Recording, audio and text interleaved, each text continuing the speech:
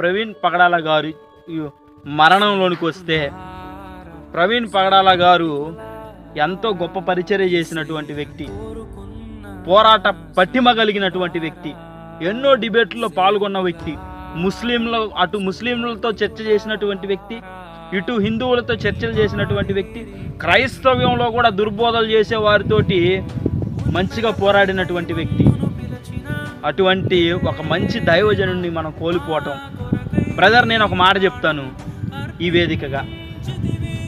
క్రైస్తవుడి యొక్క దేహాన్ని ముట్టొచ్చు ఎవడైనా కానీ, క్రైస్తవుడి యొక్క దేహాన్ని ముట్టొచ్చు. ఈవెన్ ప్రవీణ్ పగడాల గారి దేహాన్ని ముట్టారని వాళ్ళు ఒకవేళ అనుకుంటే, ప్రవీణ్ పగడాల గారి ఆత్మని ఎవ్వడి ముట్టలేదు. అది తీసుకెళ్లి దేవుడు పరలోక రాజ్యంలో చేర్చుకున్నాడు, పరదైసులో చేర్చుకున్నాడు. క్రైస్తవుడి యొక్క దేహాన్ని ముట్టగలరు కానీ క్రైస్తవుడి యొక్క ఆత్మని మీరు ముట్టలేరు.